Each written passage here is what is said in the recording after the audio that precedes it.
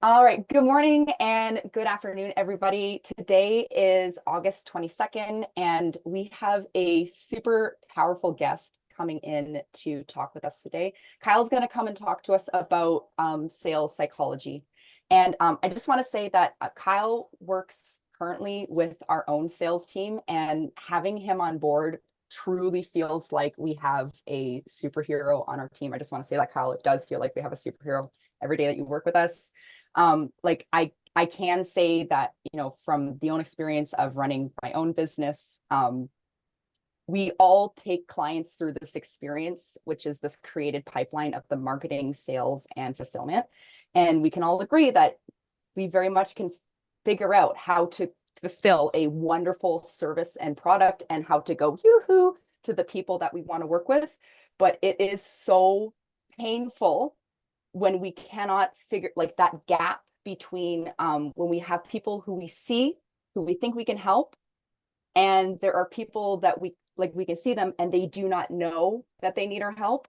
And it's so painful to see those missed opportunities. It's also painful to work with people who they're not a perfect fit for the people who we should be serving.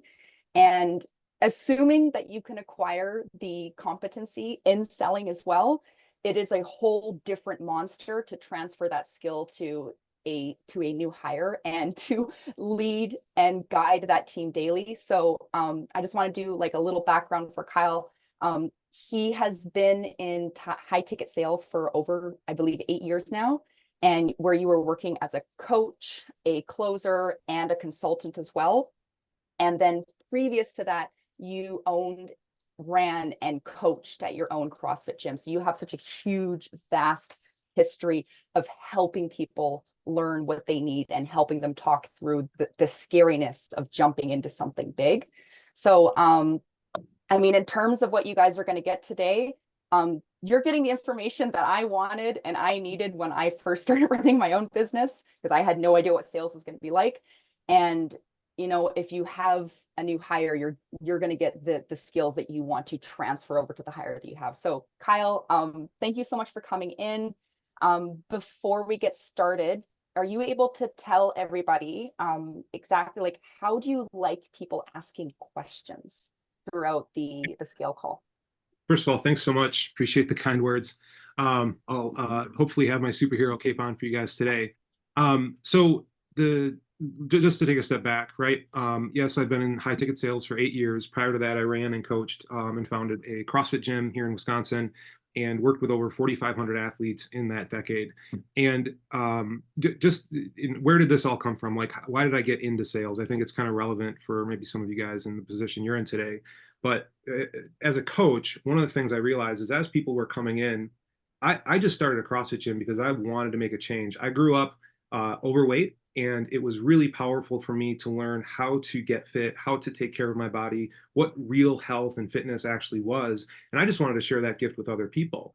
And lo and behold, I followed the mantra of build it and they will come. And that wasn't necessarily true, right? Because yes, they might show up at your door, but you still have to convert them. And so, not knowing anything about sales, I remember I spent my last little bit of savings money on my first sales course. This was back in 2014 or 2015. And what I learned was very hard style of selling, right? And I didn't know any better. And so I'm using this style of selling at my gym, and it felt so incongruent with who I was as a coach. It felt like I was just trying to say things, and it made me feel, even though it wasn't my goal, like all I was after was the money. I don't know, has anyone ever felt like that using like old school sales tactics, right? And it made me not it felt like I was putting the relationship with the person on the back burner and putting the transaction on the front burner. And it never sat well with me because as soon as I was able to convert somebody, it's like now they step out on my gym floor and I'm in a position where I have to like rebuild that relationship, take off my sales hat and put on my coaching hat. And from there, try to do my best to really influence them as to making positive changes in their life. And it just, again, it felt so incongruent. And it was like, I kept scratching my head, like, why am I waiting to after the sale to become the person that I actually am for them? And so, what I spent the last 8 years really figuring out, and I've worked with several mentors. I'm not standing solo. I'm standing on the shoulders of giants, so to speak. but I realized that if I could become that person for them in the starting part of their journey, not so much as a salesperson, but as a guide, someone who having already been through the experiences and the challenges and the adversities of the problem that they're currently facing, can guide them step by step through that process to be able to see the path forward to make the changes that they want to make. That's what felt congruent to me. And so I created what I'm currently doing here and with all the clients that I've worked with is a system of speaking that allows for you to influence people. But at the end of the day, understanding that their autonomy, their decision to make a change is truly theirs, no matter how much I wish to do it for them. And through that, have created several processes, structures, and things to teach clients. On some of my accounts, we've done some as a sole closer, ramped up the first account I was on from 0 to 4.3 million in 18 months, my highest month being over $400,000 closed and cash collected. And just along the way, really refining processes specifically for coaches, service providers, course creators, solopreneurs, founders, really anyone whose revenue is dependent on having conversations with prospects to drive revenue. So if that's you, this should be quite relevant. And in terms of questions, because I have a little it's not like a presentation, it's more just like I'm going to take you through selling psychology. If anything comes up that you have a question on, what I would love to do is be able to apply these things directly to your situation, right? And that's what I'm really hoping to get from you today is questions like whatever I'm saying, if it's unclear how it might apply to your business or the way that you're currently selling, please drop them in the chat. If I see that question and it's something I'm going to answer later, then we'll just, I'll let you know that. If it's something I can tie into what we're talking about, I'd absolutely love to do that right then and there. So all questions to the chat and then we'll rock and roll. Cool? All right, awesome. And you guys can come off. I'm not scary or going to bite you or sell you anything. So if you want to come off and see your pretty faces, I would love to see that too. All right. So today, guys, and I'm going to just share my screen here if that's okay, Alex. I think I have permission. And I'm going to keep this sort of small because I want to not have your guys' eyes reading ahead, but more just kind of following along and make this more interactive. So let me just kind of kick things off, though. If you guys want to come off the call, what are some of the things you guys sell? I would love to really make this interactive. So if you don't mind, again, I won't bite you. Just what do you guys sell? What are what are the problems you solve for your clients? I would love to hear that because that'll kind of help me frame this for you guys.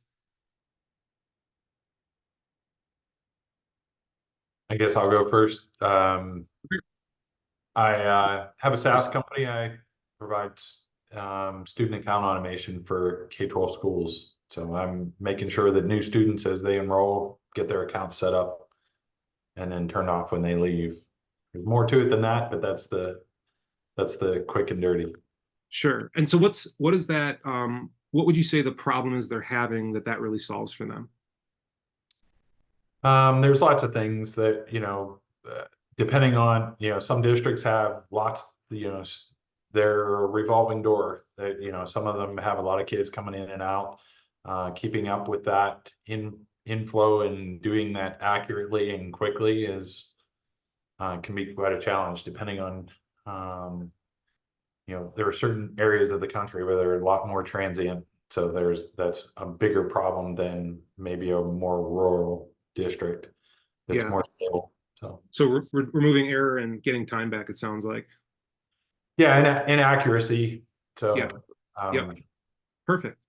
Yeah. Awesome. Yeah, I sold SaaS. That was actually that big account I took on. So thanks for sharing, man. Awesome. Anyone else? Maybe just like 1, 2, 3 more people. Would love to just hear what you guys sell.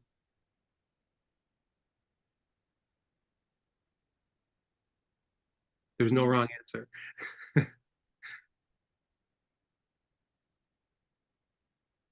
No?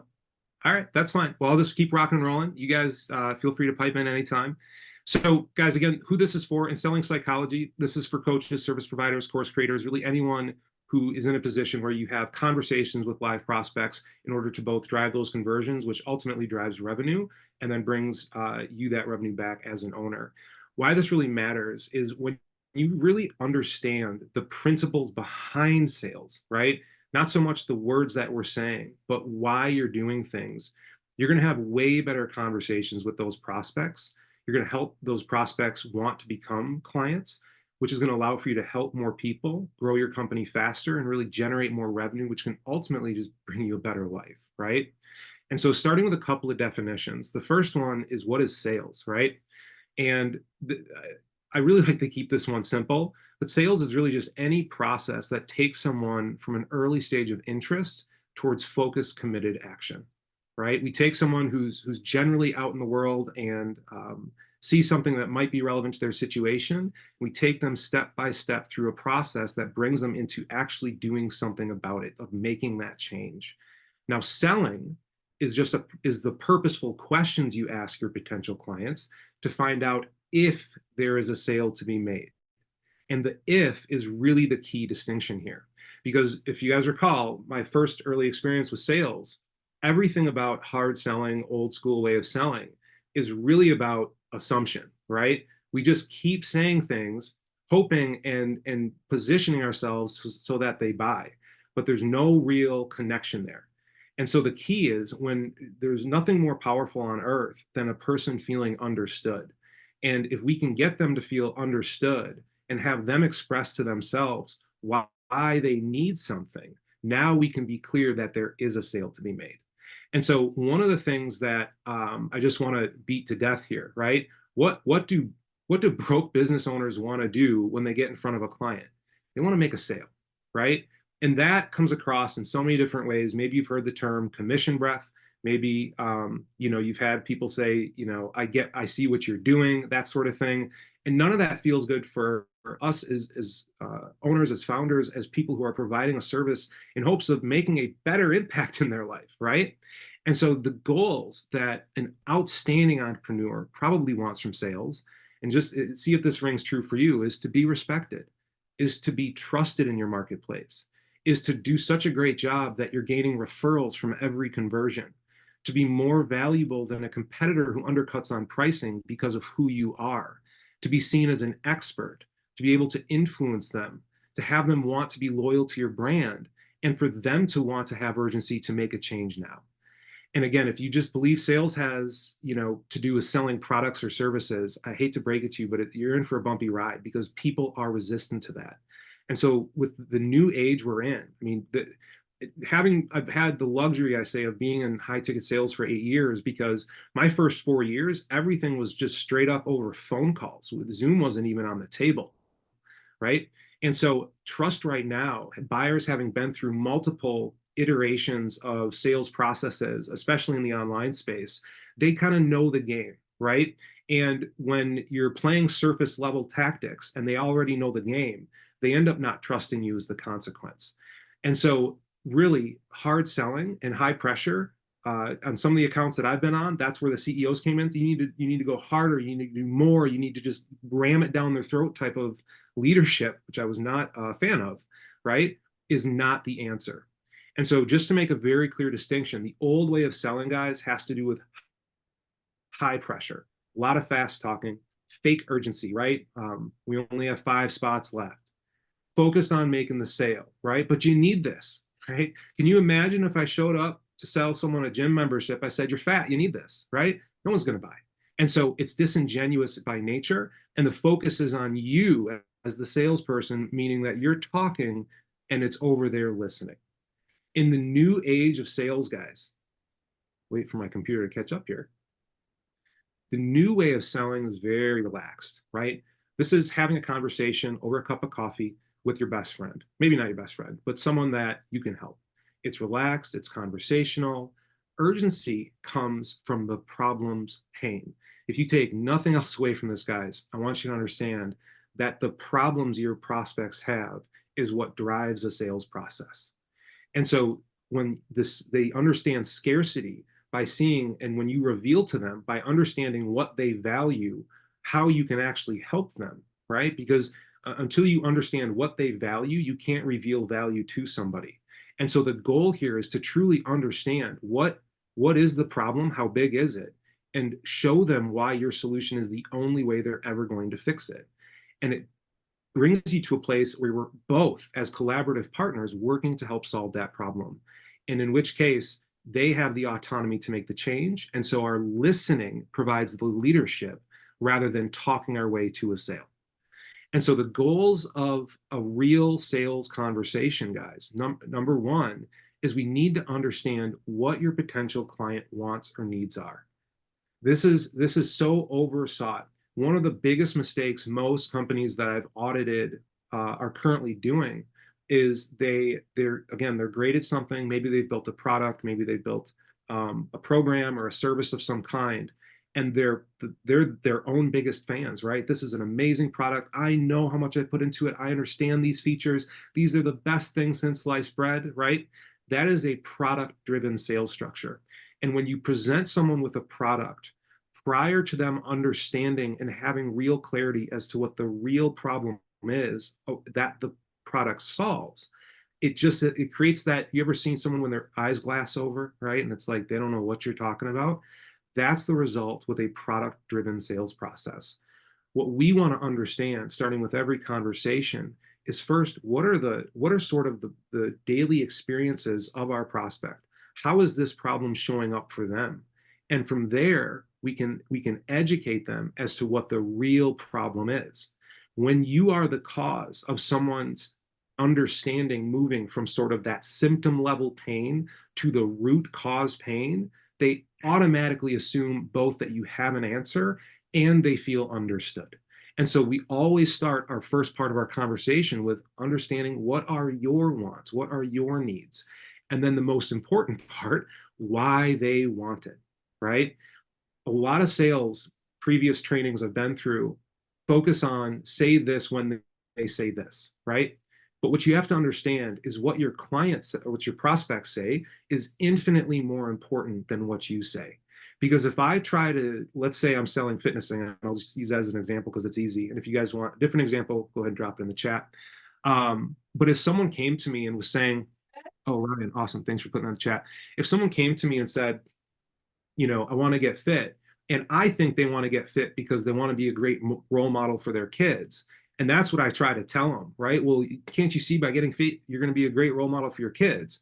But they already feel like a great role model for their kids. They just want to do it so that when they go out on Saturday night, they look like the head turner in the bar club, right? Now I'm completely missing how to get them to see the value of what we can do. And so the first two elements here, so important. What do your potential client wants or needs are, and why do they want it? And then the deepest level, right, is going to be, how does it make them feel? Like, I don't know why, and maybe there are people in this room who feel that way, but oftentimes through a lot of business owners I've connected with, they want to remove emotion from business. Guys, I truly believe we are liquid sacks of emotion. That's all humans are. I don't care if you're in a relationship. I don't care if you're talking about health and fitness. I don't care if you're talking about wealth building. It doesn't matter. People are people everywhere they go. And so not having as a part of your process the exploration of what things and the impact of things on your potential prospects turning into clients would make them feel is leaving out one of the largest drivers of people's willingness and wantingness to make a change. And so the top three are probably the most important. And then the final one, right? Because people have individual preferences in terms of training and support. What would the solution actually look like for them? What would it be if they had everything on their checklist that would let them feel supported to be able to make this change? And if you can uncover these things on a sales call, right, you're going to be in a position of being able to guide them to actually get them. So let me pause here. Any questions so far? Is this resonating for anybody? Is anyone like, this is gross, I want to get out of here? Any feedback is great. All right, cool. And you guys can just dump in chat. Keith, what's up, my man? Okay, cool. Sorry, I was just saying it's all good. Oh, good, man. Appreciate you coming off. All right. So how do we be great in sales, right? And this has kind of been my passion. I'm such a big self-development, high performance. I love learning all this stuff. I've reread, I mean, you can see all my books, right? Like I just am a voracious reader in terms of human psychology, why people do the things they do, and how that has served me in sales. If you really think about sales, guys, is we're trying to create a process around human behavior. Like, how insane is that, right? Like, can we truly understand why people do what they do? Not 100%, but by and large, we can get the 80% that gets the highest return on what we're trying to do. And so greatness, right? Not being good at sales, but how to be great. really comes from understanding a few different principles. First one is we've got to understand, and this is, I forget who said this quote originally, but a man convinced against his will is of the same opinion still, right? Which is to say that the old style way of selling, right? Cramming stuff down their throat, just getting them to buy any which way, the old Benjamin Franklin pros and cons list, all that stuff. You're not influencing them because all of that is surface level logic, right? I'm going to say this when they say that. The things that really allow someone to make a change are intrinsic, are the things that they truly desire. And more important than that, it's their expressing of those desires and reasons why they have those desires. When they express that, not only are they telling you, but they're telling themselves. And that is, if you want to have the one takeaway on selling psychology, it's having your prospects tell themselves why they need to change. And so the way that we go about that, number one, is we're not focused on telling.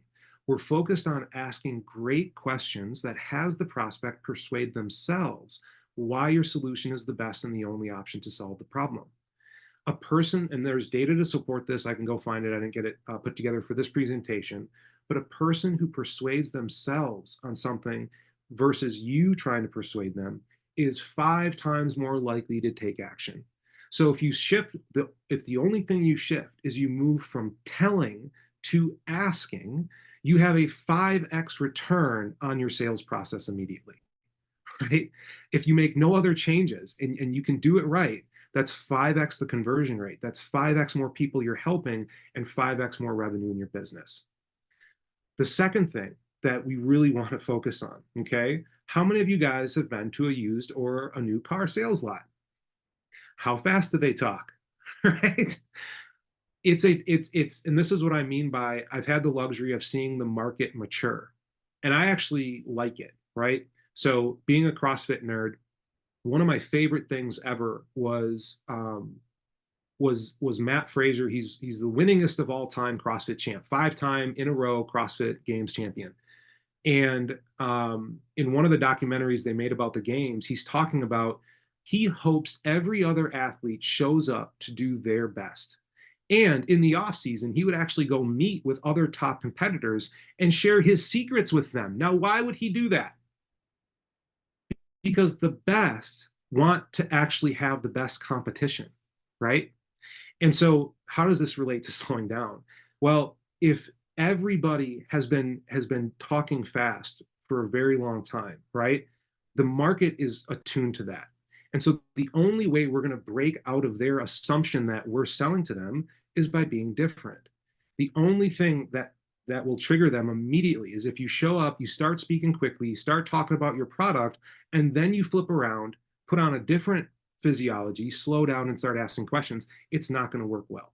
So we want to ask really pointed, insightful questions. We want to do it in a relaxed, slow way. And we want to keep it conversational, right? If you're having, like, just like I said, like if you're having a cup of coffee with a friend, if those are the 3 ways that you show up, you're going to have incredible conversations. Your prospects are going to share with you some of the deepest things they might not even share with their business or partners or their spouses. And so again, one of the things that I saw, and I was guilty of this, and I almost hit burnout, right? One of the ways that people used to do sales, especially in the online sales space, is they would get really ramped up for their call. You know, if you've ever been to like a Tony Robbins, what is it, the UWP or whatever, Unlimited Power Within or whatever that is, you know, he's got you jumping on a trampoline. He's got you doing jumping jacks. He's got you pounding your chest, screaming affirmations, right? A lot of that stuff. Now, maybe some of you guys haven't been in a specific sales role. Maybe you're just an owner who's had to sell as a byproduct of the role and responsibilities you have. But sometimes this sort of training and ramping up to get yourself ready for sales was prevalent through probably the first 6 years of sales I was in. It wasn't only until about 2020 that I started seeing this drop off. But guys, if you're having to ramp yourself up for sales, if you're having to get energized, if you're slamming down, 5-hour energies and coffees, it's not going to put you into the physiology of having a slow, relaxed conversation with a prospect that can make them feel at ease of sharing with you, right? And so the problem is, if you're trying to get ramped up and overly enthused for every sales appointment, not only is it going to put them off, it's going to burn you out. And you're not going to want to do sales. And that's when companies get in trouble. So let me pause here then, guys. Any questions so far? Anything that you have questions, like how it relates maybe to your business? Just to check in while I grab a sip of water. Nope. All right. Hey, I just want to jump in while you're grabbing a sip of water.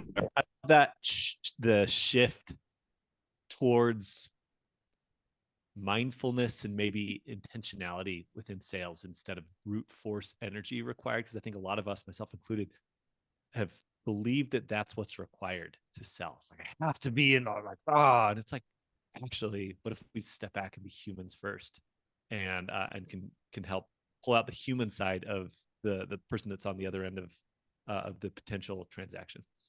Yeah. And I would even extend that out, not just humans, but be the coach, service provider, person you're going to be already inside the program, right? Like when you hop on a call with a client, guys, are you overly ramped up, excited, trying to transfer your enthusiasm to them? No, you're there to help them get clarity as to where they are, what progress they've made, what's the next step, what's the next barrier to completing the next step, and assigning some action items. Is that fair? Like that's what we do, right? So why are we going to show up in a completely incongruent state on the front side? That's what I mean, is if you show up using that style and then you try to come back and rebuild the relationship, they're going to be like, that was weird. Like, wouldn't you feel that's weird if you meet someone, they're one way the first time and then they're completely different from then on? Like, I would feel a little untrusting of that person myself, right? And so the key is, can we just show up as that expert authority guide that we really are, from having put in our 10,000 hours in our craft, and allow them to answer the questions that moves themselves towards making a change? Cool. All right. So what happens with purposeful questions? Well, a lot of times, again, the old style way of selling, it's like you just try to get through the front part as quick as you can. You learn a little bit about them, but there's no real deep connection, nothing past the surface, right? No probing or anything like that. It's just kind of topical. And at the end, it's like you pitch them and then you say everything in the world you can for the next 2 hours trying to make the sale. Okay. So the difference when you have purposeful questions is that the sale is made in the first 10 to 25 minutes of the conversation. Guys, and this is not just like to pat me, I'm giving credit to this sort of a sales structure. I've made a $42,730 sale in 18 minutes before. 18 minutes from front to back, closed, signed, dotted. And it's like, it still blows my mind, right? But it's because I didn't put myself into the buyer seat. I simply guided them towards what they wanted and allowed them to see how it helps them. Okay. And so that's the real benefit, is you can actually make the sale in the first 10 to 25 minutes of the conversation through those purposeful questions. And then beyond that, what happens is you massively reduce the anxiety and pressure of making the sale, both off of you, and now you're putting the focus on helping your potential client, right? Lastly, if there is a sale to be made, and again, if there is a sale to be made, your prospect will tell you, but more importantly, will tell themselves why they need to know they will be successful, while sharing their beliefs about themselves, you, your products, your services, and then ultimately move forward. Okay. So from here, guys, we're going to go into sort of the nitty gritty. So we've got just a half time left. I saw Ryan, I appreciate you dropping that in there. Golf cart repair services, repairs, maintenance, and access installations. Any other questions so far on this stuff, or do you guys feel like this can apply to your current sales process? Just to get just a little feedback.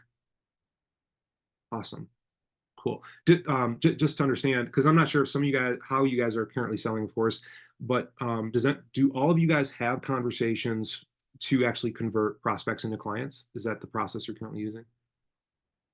Mostly? Okay, cool. All right, so this will be very relevant for you then. All right, so let's talk about the principles here. First principle, okay? The purpose of sales is to find problems and help people solve them.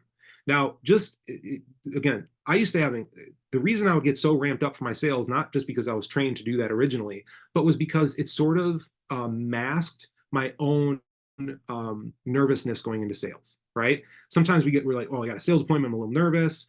When I took on this and adopted this as my sort of intention, the purpose is just to find problems and help them solve them, do you see how it completely eliminates you from that sales process? You're literally just someone there helping them find their own problems and then showing them how to solve them. And if that person has the respect for themselves and takes on responsibility and wants to commit to do it, they will. But really, the focus now is on them. It's not on you. Whenever you're going into a sales appointment, guys, if you have anxiety, insecurity, nervousness, any of that, typically it's because our lens is on ourselves, right? Are they going to judge me? Are they going to say no? Are they going to need to think about it? All these things start popping up about us. But the truth is, if we just put the focus on them, right? And for me, it's like, I come in relaxed, I come in ready to rock, and I'm like, let's see if they got it.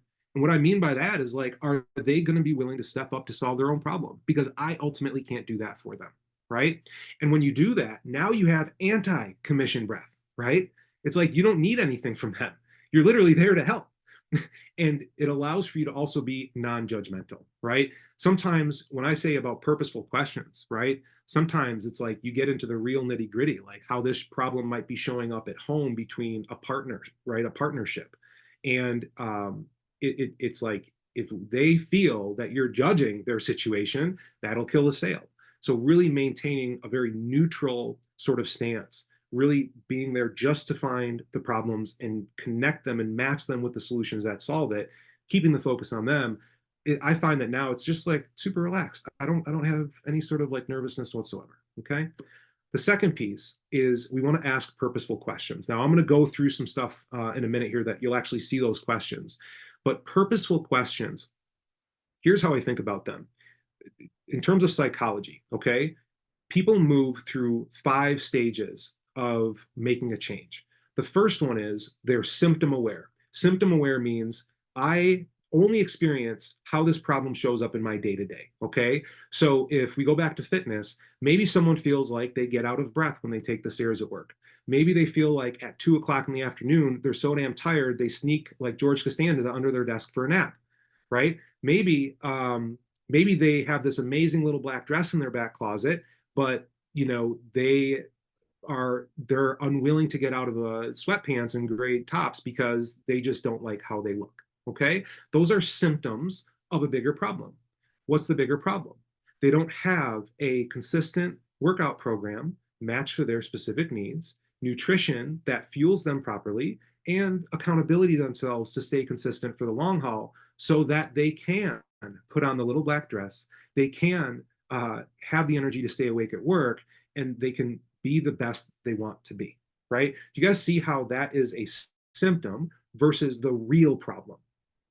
Is that making sense for you guys? Now, in a conversation, right, if I can move someone from symptom aware to real problem aware, they automatically assume I have an answer. That is a major benefit to you. Because if you guys remember, what was the real problem I mentioned at the top of this presentation? It's that trust is evaporating from the marketplace. You need them to trust you. And so if you are the one that moves them there, not only do they believe you have a solution, but they trust you understand their problem, which is a massive benefit. Because at the end of a call, if they trust you and they have some maybe hesitation to move forward, they will actually be willing to take your suggestions on how to move forward rather than feeling like you're trying to sell them to move forward just to get their money. Do you guys see how major of an advantage that is in a sales call or a sales process? Hopefully. Okay, cool. So once we move them to real problem aware, the third stage then is they now have to be solution aware. Okay, what are some general solutions that actually fulfill on solving the real problem? This is not your product. Your product comes later. They have to understand. So notice how I said that, right?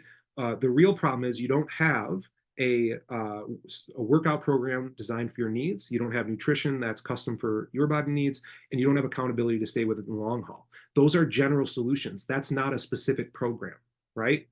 And so what would be the general solutions? Well, the general solutions would be a workout that's custom for you, nutrition that matches your needs, not everybody else's, and some form of consistent accountability that keeps you on track over the long term. That would be a general solution. And if I'm someone who is out of breath going up the stairs, can't wear the clothes I want to wear, and I'm tired every day, now I feel like I have hope. I have also doubt that in terms of I don't have what I need. And those two things that sort of dance between hope and doubt in what they have currently, that creates positive tension for them to want to change. Okay. And then finally, the last stage is a product service offering of some type that fulfills on the general solutions, right? By the way, we have this amazing Ab Blaster 10,000 that is a workout program. It's this, it's that, the other, and we have accountability. Do you guys see how that psychologically makes sense for somebody? And so again, if you jump right in with a product, you bypass all the stages somebody needs to go through to be able to understand that what their problem is, what real solutions and options are available to solve it, and specifically being most aware of you and your product, how that fulfills on those solutions. So that is what the purpose, or that's why we ask purposeful questions in that order, okay? Other things that go into this, I'm gonna start picking up the pace because I feel like I talk a lot. Active listening, right? So critical. One of the again biggest shifts for me was moving away from talking a lot, which sounds very salesy, to just really my whole goal, guys, for sales calls is to strain to listen. And I'm not just listening for the words. I'm listening for the noble version of the person behind the words. I'm looking for what emotion is coming about, right? What would it really do for them as a person to be able to make this change, right? And to do that, you have to be present, you have to be curious, you have to be acknowledging, right? I can see how that would really make you feel isolated, right? Like we want to acknowledge people.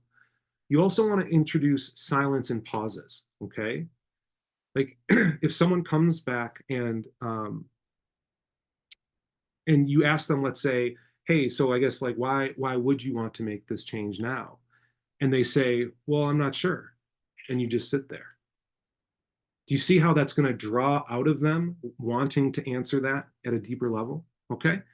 And also being understanding, right? So earlier I just mentioned when I'm straining to listen for like the noble version of them, sometimes people mask their best self in pain of the problem.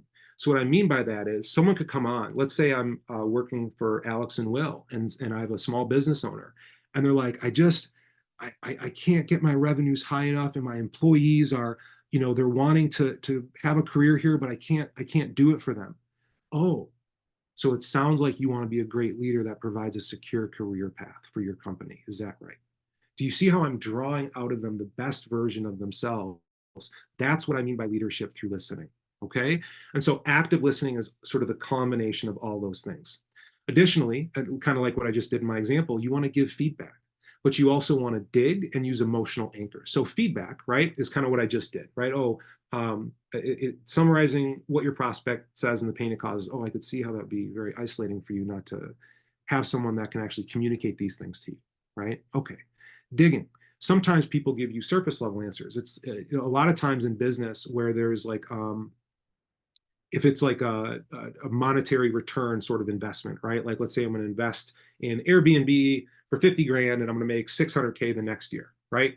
Sometimes you'll go, well, I guess why would you possibly be looking at doing this now rather than just wait 6 months? And someone will say, oh, I just want to make more money, man, right? Well, the problem is everybody wants to make more money, right?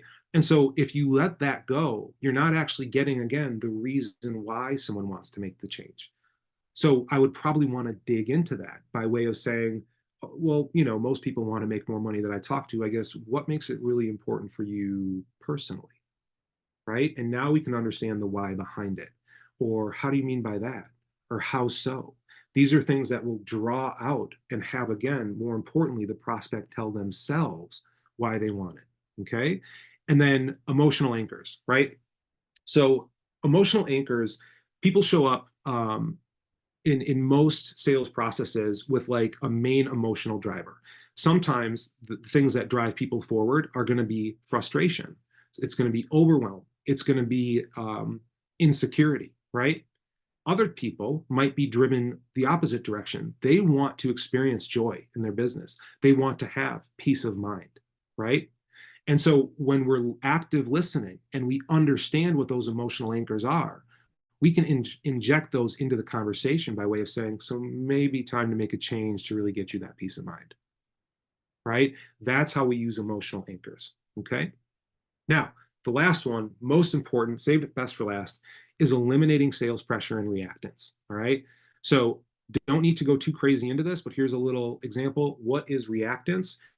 Guys, reactance is that unpleasant tension, when you feel on sales, when you guys are disconnected and they feel like you're trying to sell them, but you're not, but you don't know what to say, right?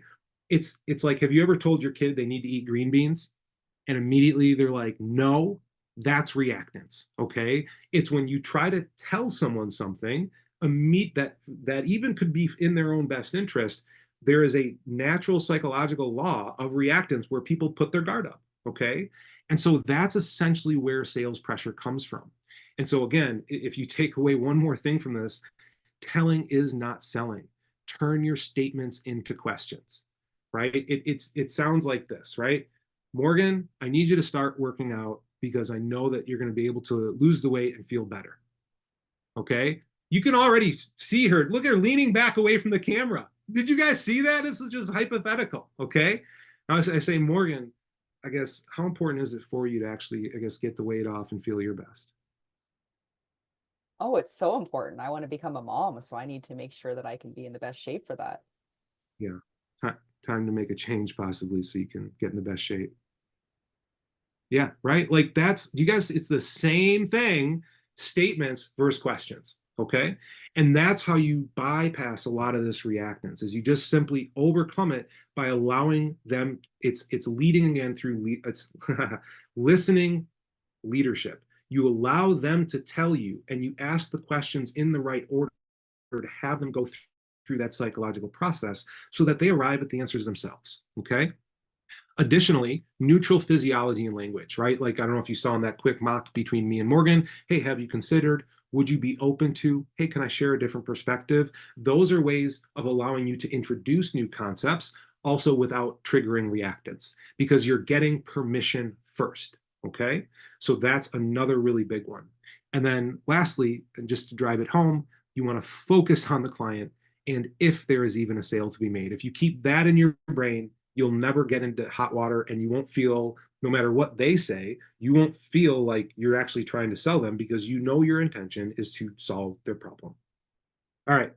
So I actually, in my run through this, I was already done with everything 5 minutes ago. So my concern is I'm going to run a little bit past 10 Alex. Is it okay if we go till 5 till? Okay, cool. Any questions so far, guys? Because now I was going to start to drive through a conversation strategy. Would that be helpful, or would you guys want to just drive into questions based on how this worked for your business? Cool. All right, rock and roll. So high-level conversation strategy. So before you start writing scripts, defining steps in the process, or looking into every detail, the first step is to get clear on why you are asking the questions you are asking. Because of the nature of conversations being fluid and varied, right? Like from person to person, if you try to nail down everything as if every conversation is going to be the same, it's just going to leave you frustrated and unsure how to actually keep growing your sales. And so capturing a process, this is what I was referring to earlier, around human behavior, is like trying to create a process for sailing, right? You need to understand the different principles at work, again, so that you can adapt to each unique situation that is presented. This is going to allow you to sort of adjust your sails, keep capturing the wind, and advancing the sail forward no matter what the weather is. So to start, let's build a general structure for most companies, right? And so the most simple sales process I would recommend for everybody, if you don't have one, would be a 2-call process. Typically, call 1 is what we call a discovery call, usually about 10 to 15 minutes in length. And then from there, if that goes well, we book in the strategy session, which is also the closing call, right? Which is typically around 45 minutes. You go step 1, step 2, and then we enroll a new client. All right. Why do I recommend 2 calls? Number 1, it builds a stronger relationship, gives you a chance in that first call to identify the real problem and create authority with them as a guide. And it also then allows you between the calls to send relevant content that can nurture them and increase their trust in your expertise. Okay. It also gives your clients, once you've really nailed that problem identification, now it's kind of like they have time to marinate on that. Right? Have you guys ever gotten to the end of a sale and someone's like, it's just, I don't, I only just met you. It's too fast. I don't want to make a rash decision. Who's heard that one? Right? And so typically it's because they just haven't had enough time to marinate on the problem and absorb everything and process it. Also, if you're selling something over 2K, this process has higher conversions. I've done data on a lot of different companies. 2-call processes, just because of that nurture effect, typically close at a higher rate, and it's going to save you time in the long run. Would you rather have a 45-minute call to find out if someone isn't going to be a great fit for your offer, or just a 15-minute call, right? It's simple scale of economics of time. So that's why I recommend 2 calls. The stages that you're going to take someone through, okay? Number 1 is the link up. So the link up, guys, and I use this analogy every time, it's like a modem, okay? If I'm not plugged into that modem, I got no communication between my computer and the internet. There's not a single chance in hell. So we always start with linking up, okay? What that means is we have to start the call with connection. This is not talking about the weather, saying, oh, did you go golfing? Oh, how many kids do you have? Oh, you like to go boating? Me too, right? Like none of that is relevant here, okay? Linking up has more to do about the agreement as to what the call will cover. Hey, Morgan, looks like you booked in on my calendar here just to possibly discuss some cash flow management for your coaching business. Is that right? Boom, we've just linked up, okay? Now we can move into the most important part, the current situation and uncovering the problem. So the current situation is, again, guys, let me make this really simple. All sales is making a change, okay? And so for us to make a change, we need to know where someone is and where they want to be. So the first thing we start with is where they are. So tell me a little bit about how are you currently managing cash flow, right? Boom, now we're right into cash flow. Then we want to uncover the problem, okay? So I guess for you, like, has there been a shift in your priorities that makes you learning cash flow more important now than any other time?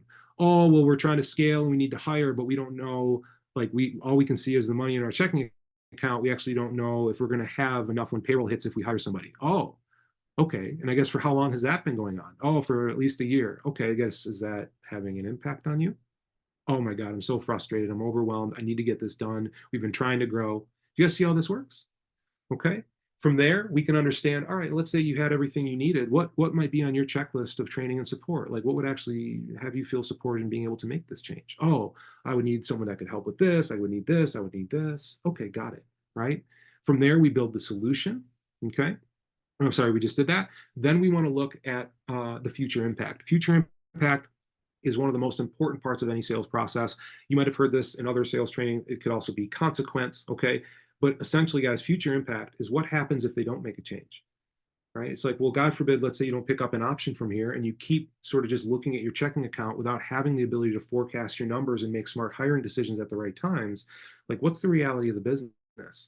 Like, where do you actually see yourself? What happens then, right? And now they're clear as to where they are, that the problem's been going on for a long time, and that if they don't make a change into the future, where they're going to be. But if they could make a change, now we can get them everything they want. And that's where we take them through a recap and a summary. We present our offer, and then we lock down a commitment, okay? Any questions so far? Because I feel like I'm running out of time, and I don't want to rush all this stuff. I had some good juicy stuff in here, but any questions so far on this? Or is this still resonating for you guys? Can I ask a couple questions? Absolutely, yeah. Let's take the next 5 minutes. I'll just pause here, guys, because I can always send this document over to you if you want to take a look at what else I had, and also be happy to chat offline too. So go ahead. Thanks, Keith.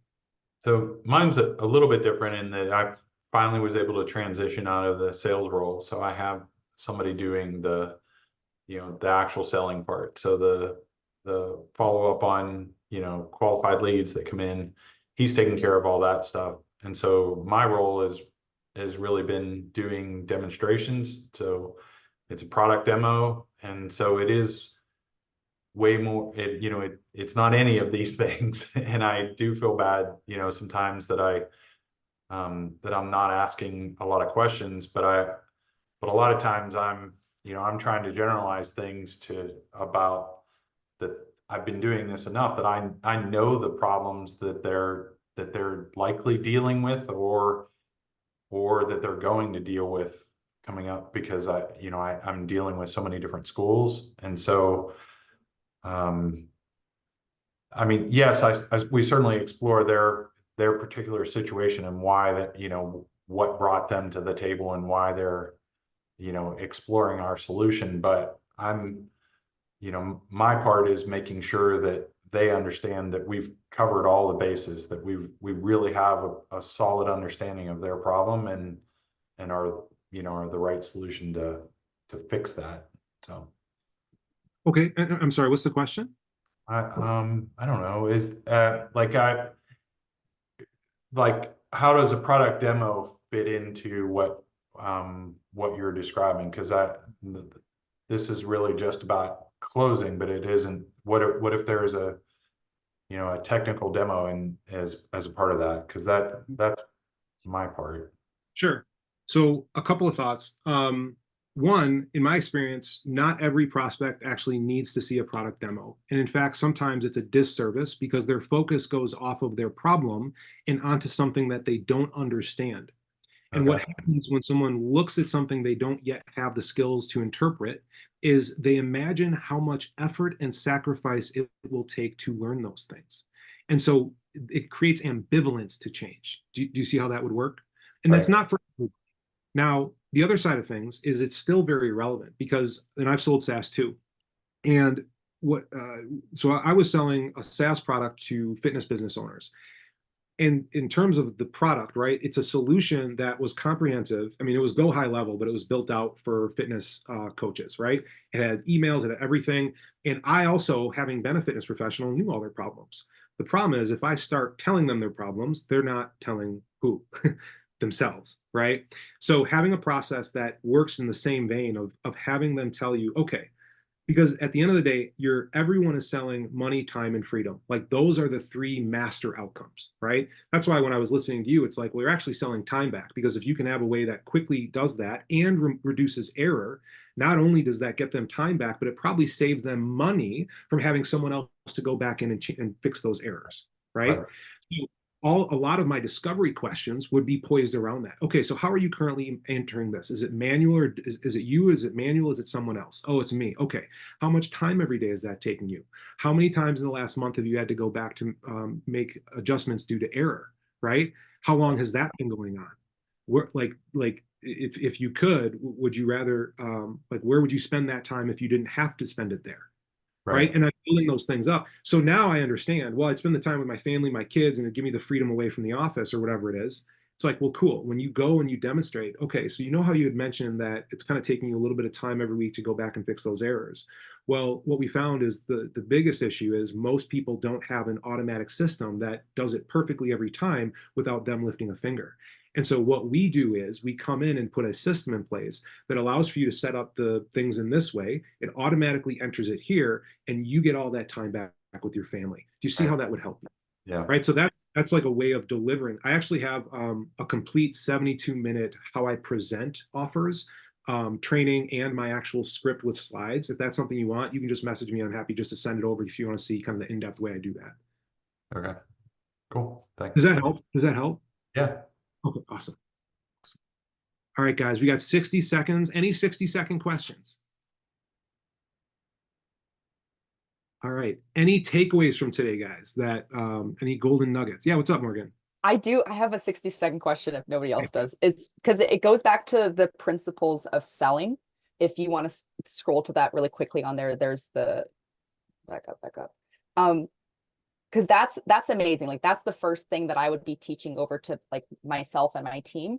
Do you have like a float like a butterfly, sting like a bee, like a shortened, like quick thing that you would deliver to your team if you were showing them the principles of selling for the first time and then they were going into a closing call? Is there something that you would tell them that is a shorter version? Ask, don't tell. Ask, don't tell. Yeah, Perfect. there's one thing. Yeah, ask, Perfect. don't. Yep. Would anyone want this actual document? I'm happy to drop it in the chat if it would benefit anybody. Yeah. Okay.